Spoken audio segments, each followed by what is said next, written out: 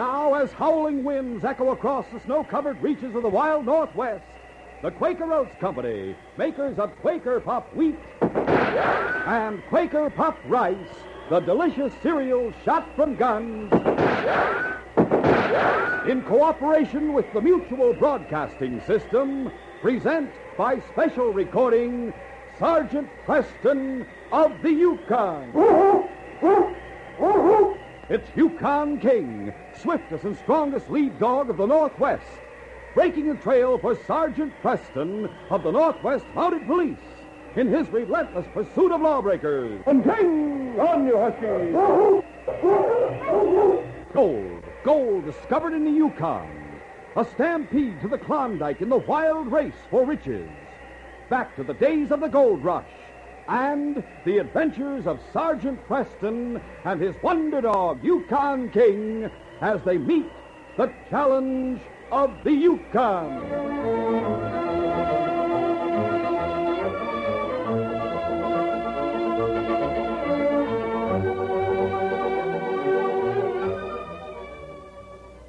Our adventure will begin in just a moment. The principle of the best education possible for our children has been one of the basic cornerstones of our nation. But the ever-increasing enrollment in elementary schools has resulted in poor educational conditions in many communities across the country. Most important, there is an insufficiency of elementary school teachers. Teaching is an occupation that is more attractive now than ever before, since there is a growing public interest in education and measures are being taken to improve schools. Such a career offers exceptional opportunities for intelligent, imaginative young men and women who are now in college. The lack of teachers is only one side of this problem. Some places require additional school buildings. Others need more equipment, textbooks, and personnel. If these problems are to be met and solved, the cooperation of every citizen is a must. See what you can do. Better schools build better communities. This message is brought to you as a public service.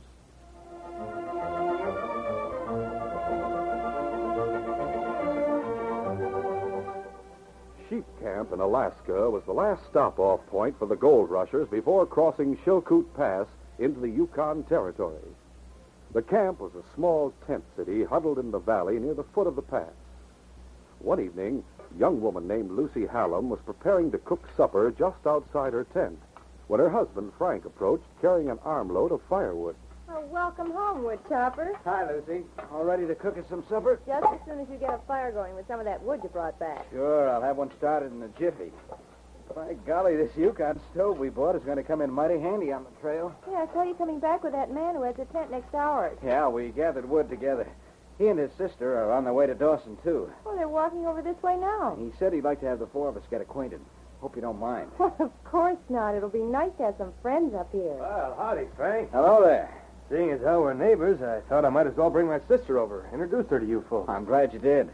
Lucy, this is Art Jarrell. How do you do? Howdy, pleased to meet you, Mrs. Hallam. This is my sister, Grace. Hello, How do Grace. you do, Grace? My brother tells me you folks aren't gold rushers like most of the others here at Sheep Camp. No, that's right. We're going up to Dawson City to claim an inheritance. An inheritance? From my grandfather. He owns a mine on Bonanza Creek. Say, maybe I know him. I was up in the Klondike last year. Oh, well, his name's Ben Chadwick. Ben Chadwick? No, I reckon the name's not familiar to me.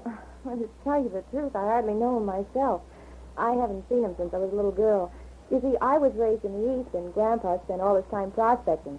First out west, and then up in Alaska and the Yukon. And he finally struck it rich, huh? Yes, he got in on the first big strike on Bonanza.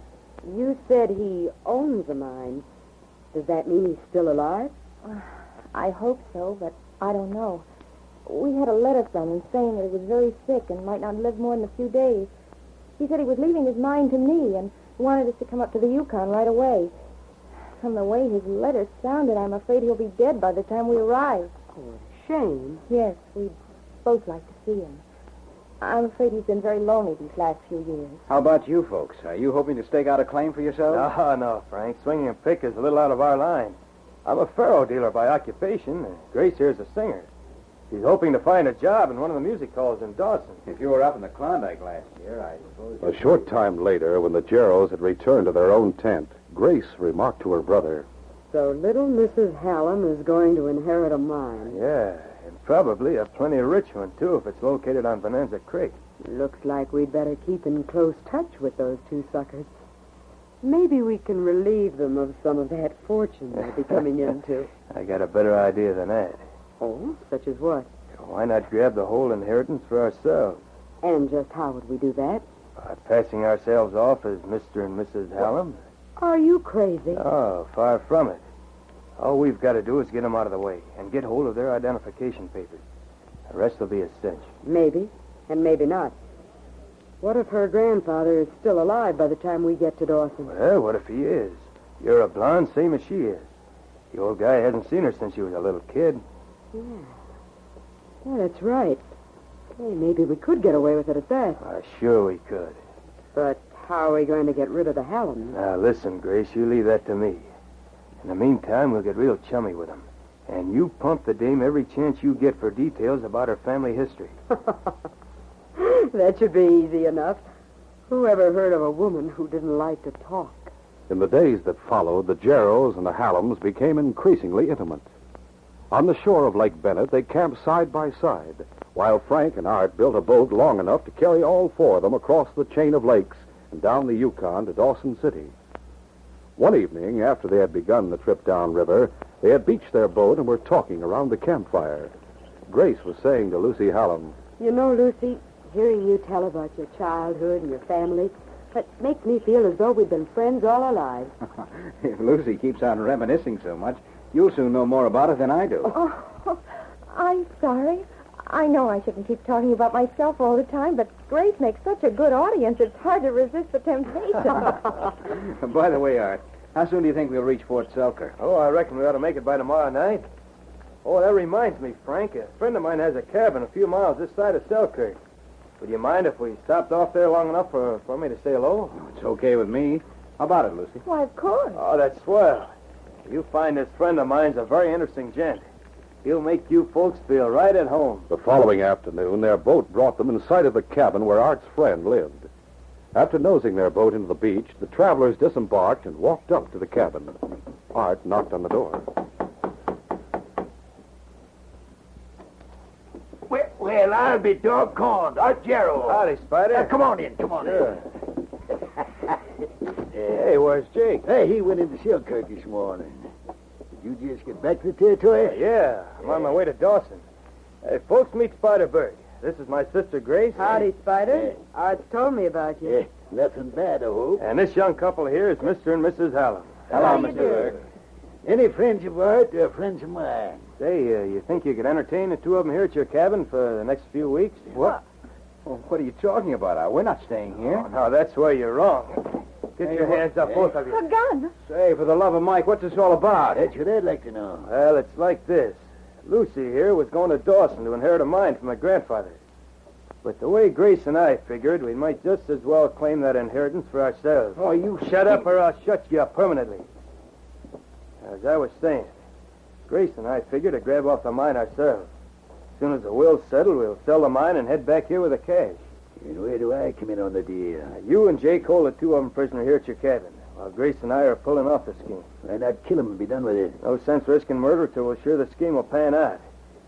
Besides, we may need more information from them later on. Yeah, reckon you're right at that. Now, as soon as Grace and I get back here, we'll get rid of the Hallams and split the cash between us. Then we'll head for the state. Son, you just made yourself a deal. That same day, Sergeant Preston went to visit Ben Chadwick at his cabin on Bonanza Creek. He found the old sourdough propped up in bed. How you feeling, Ben? About the same, I reckon, Sergeant. No better, no worse. Well, I think you're looking a bit stronger. Maybe so. Doc says I must be a lot tougher than I look. Old fool figured I'd be dead by this time. You'll probably live to be 100. I'll be satisfied if I last long enough to see my granddaughter Lucy again. So coming up here for a visit? Yep. In fact, that's what I wanted to see you about. What do you mean? Well, Constable Ross stopped by yesterday. He said you two would be heading south tomorrow. That's right. We're going to Bennett Post to keep order among the gold rushers. Lucy and her husband ought to be arriving here in the Yukon one of these days. In fact, maybe they're inside already. So I was wondering if you should happen to run into them, would you sort of give 'em a helping hand and let 'em know I'm still alive and kicking? Why, certainly. Ben, I'd be glad to. What are their names? Hallam. Lucy and Frank Hallam. How long's it been since you've seen your granddaughter? Doggone it all, I hate to think how long it's been. Haven't laid eyes on her since she was just a little tag, about knee-high to a grasshopper. Now she's a grown woman. Probably right pretty one, too. Least way she is if she takes after her ma. Is that her mother's picture over there on the table? Yep, that's right, Sergeant. That's Lucy's ma taken just before she got married. I suppose she got her good looks from you. Who's denying it? Well, Ben, I'll inquire about Lucy and her husband when I get to Lake Bennett. At least they may be able to tell me whether they've entered the territory yet. Thank you, Sergeant. And if you do meet up with them, tell them not to waste any time getting here. It was several days after his conversation with old Ben Chadwick that Sergeant Preston and Constable Ross rode through Selkirk on their way south. The great dog King was romping along beside the sergeant's horse. This place has really grown since the last time we were here. Yes, Alex, the whole territory's booming now that this gold stampede's underway. The old-time sourdoughs will soon be saying the territory's getting too crowded. I've already heard that remark in Dawson. Speaking of old-timers, I paid a visit to Ben Chadwick last week. So did I, the day before we left. He told me his granddaughter and her husband are on their way up here from the States. I hope they make it in time. You suppose he'll last much longer? Hard to tell. The doctor says he's in bad shape. But Ben's a tough old party. He may be around for quite a while yet. I wouldn't be surprised at that. All right, King, we're coming, boy. Get up, Blackie. Get on there. Sometime later that afternoon, Spider Burke rushed into the cabin where Lucy and her husband were being held prisoner. Frank and Lucy were tied to chairs, while a tough-looking younger crook called Jake was playing solitaire at the table. Well, what's wrong with you, Spider? Plenty, Jake. There's a couple of Mounties headed this way. Mounties? I told you the law would catch up with Oh, you. you shut up. I suppose those redcoats will stop up here. I don't know, but we can't take any chances. We got to untie those too fast. What'll we do with them? Well, the Mounties right up in front of the cabin. Then take Hallam, duck out the back door. Keep him flattened against the cabin wall. And make sure he don't make any squawks. Don't worry. I'll have a gun in his ribs every second. And as for you, sister, you're going to stay here with me and make out like you're my daughter. You just wait till those Mounties get here. I'm going to tell them everything. You tell them nothing. 'Cause if you do, your husband's life won't be worth a plug nickel.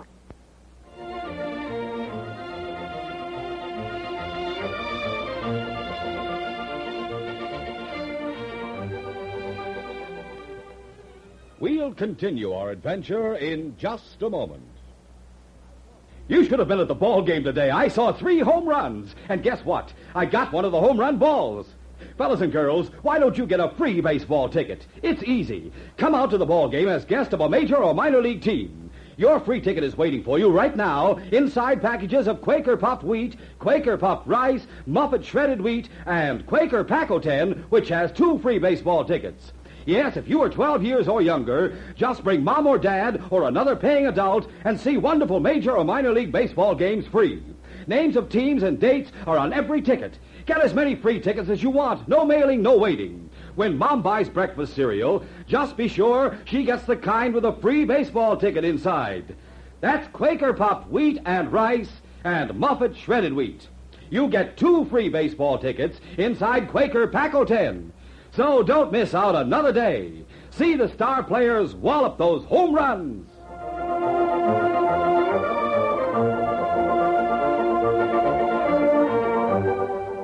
Now to continue. It was customary for the mounted police on duty in the Yukon Territory to stop off and pay a short, friendly visit whenever passing an isolated cabin.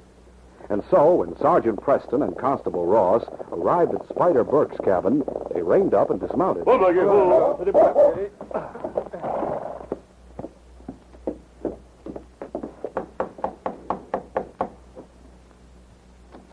Hello, I'm Sergeant Preston, and this is Constable Ross. Well, how do you do? Burke's my name. Spider Burke, my friends call me. Never could figure out why. We were just passing by. Do you mind if we come in and rest for a few minutes? Why, shucks, no. Come on in, make yourself right to home. Thanks. This here's my daughter. How do you do? How do you do? Sit down, sit down. Thank you. Brew up a cup of tea. No, don't bother. That's not necessary. Oh, it's no trouble at all. I like a cup of tea myself along about this time of the afternoon. Well, go ahead, dear. Yes, Father. How's everything going in this part of the territory? Any trouble lately? Nope, I can't recollect anything out of the ordinary. Of course, there's been a lot of stampeders going by on the river ever since the thaw. Do you trap for a living? Yeah, I do a little trapping in the winter. Rest of the time, Father? What is it, dear? I can't seem to find the tea. Oh, you can't, eh? Well, just a second. I'll get it for you. Maybe you better sit down. I'll make the tea. All right. My daughter just got up here from the States a couple of days ago. Things are still kind of strange to her around the cabin. Oh? Did you make the trip alone? No, I came with friends. White Pass or Chilkoot? Chilkoot. Your friends live around here somewhere? Why, no, They went on to Dawson. Oh? Gold rushers they are. Hoping to stake out a claim for themselves. Now, personally, I never could see why folks should get so That same afternoon, Grace and Art Jarrow arrived at Ben Chadwick's cabin on Bonanza Creek, not far from Dawson, and presented themselves as Lucy and Frank Hallam. The old man held Grace at arm's length as he exclaimed, So you're my little granddaughter, Lucy. That's right, Grandfather. And this is my husband, Frank. Hello, Grandfather. Sure, I'm glad to meet you, young fella. You don't know how anxious I've been to see you two. It's been the same with us. We were terribly afraid we might be too late. Well, you made it in time, so I reckon we can all be thankful. But you know, Lucy, you sure have changed. Changed? Well, what I mean is your face seems different somehow. You don't look the way I expected. I was just a little girl the last time you saw me. That's true, but you used to take after your ma. I figured you'd grow up to look just the way she does in that picture over there. Well, I suppose I have changed. But what about you, Grandfather? I mean, your condition. What does the doctor say? Shucks, I'm beginning to think that Sawbones doesn't know any more about it than I do. I'm old and sick, and one of these days I'll be cashing in my chips. But he doesn't know just how soon it'll be, and neither do I. Have you been living here at the cabin all by yourself? Hasn't anyone been taking care of you? Just that Indian half-breed who answered the door when you knocked. He comes in during the day and gets my meals for me. Well, now that we're here, I reckon you can get rid of that Indian. Yes, that's right, Grandfather. From now on, Frank and I will be taking care of you. Meanwhile, after leaving the cabin, Sergeant Preston and Constable Ross were continuing their ride southward. You know, Alex, I can't help thinking I've seen that girl somewhere before. She certainly acted nervous. Yes, almost as though she were frightened about something. Whenever I tried to draw her into conversation, Spider Burke kept butting in and changing the subject. Yes, I noticed that. That business about not being able to find things around the cabin struck me as rather odd, too. Burke claims she just arrived from the States a couple of days ago. Well, even so, that's time enough to learn where the tea's kept. You suppose there's anything wrong? I don't know. Probably it's just my... Oh, wait a minute. Whoa, Buggy. Whoa. What's the matter, Sergeant? Now I know why that girl's face seemed familiar. What do you mean? When you visited Ben Chadwick, did you notice that picture of his daughter on the table beside his bunk? Not particularly. Why? That girl back at the cabin is practically a double of the girl in the picture. She couldn't be Ben's daughter. No, but she could be his granddaughter, Lucy Hallam. Come on, Alex. We're going back there and investigate. Get her! Sergeant Preston realized that he had been seen the last time he approached the cabin, so on this visit, he and the constable left their horses a short distance away and crept forward using every available cover. Before entering, the constable and Preston peered cautiously through the window. Holy mackerel. They've got the girl tied to a chair. Yes, so I see. That young fellow sitting beside her's tied up, too. If the girl is Lucy Hallam, that's probably her husband. Wonder who that other fellow is. The one talking to Spider Burke. I don't know. Come on. Get your hands up. The Mounties. I'll get him. No, you don't. Oh, my arm! They'll mind nuts. Dropping suddenly behind Lucy's chair, Spider Burke grabbed the gun which had fallen from Jake's hand. Now get your hands up, big coach. You'd better drop that gun, Burke. Don't make me laugh. Either one of you can fire at me without hitting a girl. But I can plug you any time I want to. Now get your hands up. Sorry, Burke, but I warned you to drop that gun. Take him, King! With their attention focused on the two Mounties, neither Spider nor Jake had seen the dog edging around the room until it was too late. Help me, Jake. Don't make a move, mister, or you'll stop another bullet. All right. You got it. But Pete, Jake Pigeon, get this dog away from me. Call him off. Take his gun, Alex. Right, Sergeant. I have it. All right, King. On guard, boy. That's what nearly killed me. Stand up and stop your whining. If King had wanted to kill you, you'd be a dead man by now. How about doing something for this arm of mine? I tell you, it's busted. I'll attend to your arm in due time.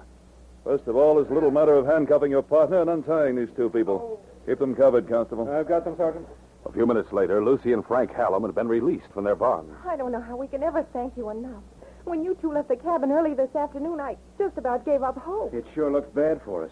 How'd you ever happen to come back? Both the constable and I suspected that something might be wrong, and then I remembered why your wife's face seemed so familiar to me. You mean you've seen us before? You're Lucy and Frank Hallam, aren't you?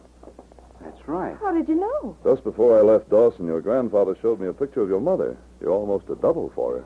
Oh, then Grandpa's still alive. He was a few days ago, but he was very ill. Oh, Frank, we have to get to him as quickly as possible. You still haven't told me how you happened to be prisoners here. On our way up here, we got friendly with a pair of crooks named Grace and Art Jarrow. They heard my wife was going to inherit a mine, and they decided to grab the inheritance for themselves. They're posing as you two? That's right. They talked us into stopping off here at this cabin and then got these two men to hold us prisoner while they went on to Dawson. In that case, I'd better head back to Dawson myself. If your grandfather's still alive, they may try to get rid of him. Oh, I never even thought of that. What about the prisoner, Sergeant? I'll take them to Selkirk as soon as I bandage this fellow's arm. And you bring back horses for Mr. and Mrs. Hallam while I strike out for Dawson. Right.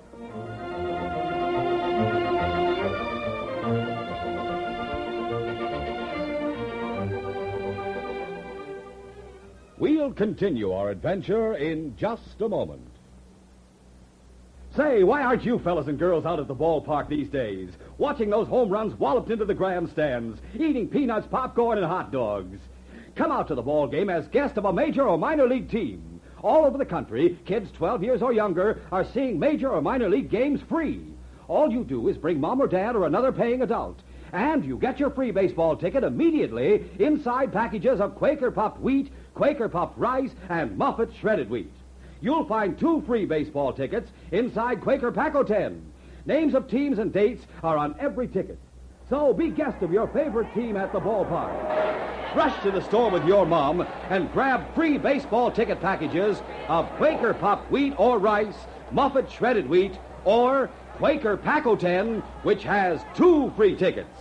The more packages of these delicious Quaker cereals you get, the more free baseball tickets you get.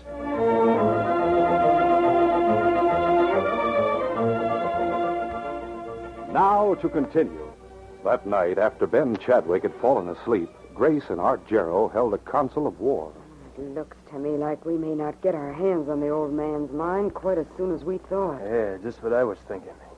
For all we know, he may hang on for weeks or even months. Listen, I can keep up this loving little granddaughter act for a while, but not that long. Don't worry. We won't wait that long. What do you mean? We'll string along with him for 2 or 3 days, see if he shows any signs of getting weaker. If not, we'll take matters into our own hands. Grace and Art watched the old man's condition carefully, and to their disgust, he not only showed no signs of getting weaker, but actually seemed to be improving. Finally, 3 days later, Art made a trip into town and returned late that evening. Ben was lying in his bunk in the back room of the cabin as Art spoke to his sister. Is he asleep yet? No. I'm just getting ready to give him his evening dose of medicine. Good. Before you give him the medicine, we'll spike it with some of this stuff I brought back from town. What is it? Rat poison. 1 dose of this, and he'll be the late Ben Chadwick. All right, Jack. You think we can get away with it? Sure we can get away with it. Tomorrow morning, we'll go into town and report his death to the doctor. He'll take it for granted the old buzzard died in his sleep. Now, go on. Get out his medicine, and we'll fix it up. Right. A few minutes later, Grace and Art walked into the old man's bedroom. Ben was lying on his bunk, examining the long-barreled Colt revolver that he always kept lying on the table at his bedside. Why, for heaven's sake, Grandfather, what are you doing with that gun? Just checking it over, that's all. Ever since I struck it rich, I don't feel safe at night unless I have this gun in easy reach. Well, you put it away now because it's time for you to go to sleep. All right, Lucy. Oh, Dad rat it all, I suppose you're going to make me take another swig of that hogwash the doc prescribed for me. This medicine will help you sleep better. Yeah. You swallow it down, and then we'll put out the light. I suppose I may as well take it and get it over with. Hey, who's that? Sounds as though someone came in the front door. Yeah, I'll go take a look. Here, Grandfather.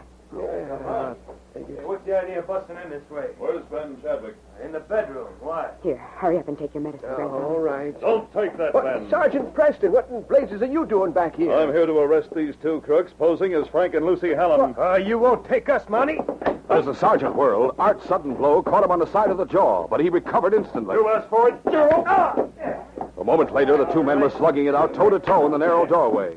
Meanwhile, Grace Gerald darted toward the table and snatched up Ben's gun. Hey, what are you going to do with that gun? Shut up, you old fool. As Ben tried to interfere, she dealt him a vicious blow with a gun barrel.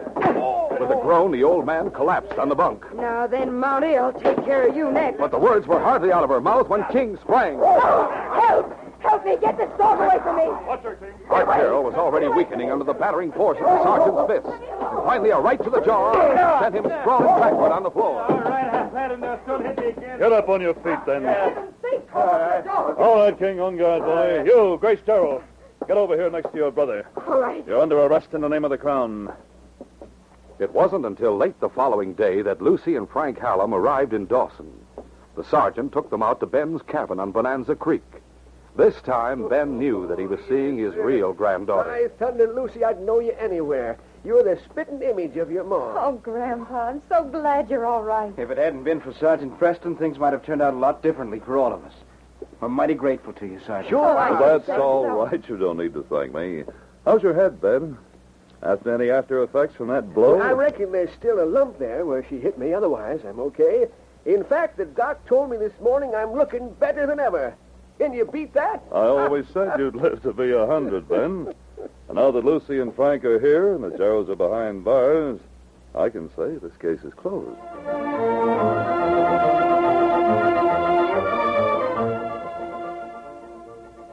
We'll return in just a moment with a word about our next exciting adventure. The Adventures of Rin Tin Tin, presented on Mutual every Sunday over most of these stations, is a listening treat especially designed for the whole family. Several generations have thrilled to the heroic exploits of Rin Tin Tin, the dog that's almost human. And now you can hear his further adventures every Sunday. The new series of Rinty's adventures are laid in the colorful and legend-filled era of the pioneer West. His young master is Corporal Rusty, stationed at Fort Apache. During the troublesome post-Civil War era, the Army cavalry finds plenty of action in keeping under control the renegade Indians who set fire to the early settlers' cabins. And as members of the Fort Apache Cavalry Unit, Corporal Rusty and Rin Tin Tin are engaged in many stirring escapades. Make sure your family enjoys the pleasurable listening on the Adventures of Rin Tin Tin, presented by Mutual every Sunday over most of these stations.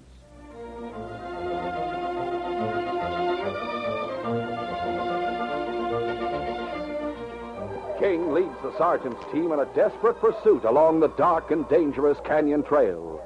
At every turn, the killer may be waiting, ready with his gun, ready for murder. Don't miss this next exciting adventure.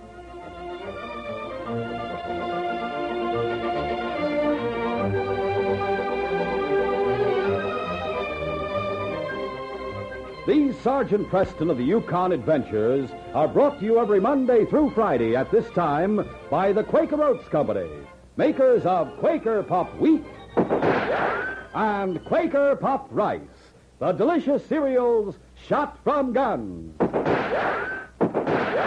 By special recording in cooperation with the Mutual Broadcasting System. They are a copyrighted feature of Sergeant Preston of the Yukon Incorporated. Created by George W. Trendle, produced by Trendle Campbell Muir Incorporated, and directed by Fred Flowerday. The part of Sergeant Preston is played by Paul Sutton.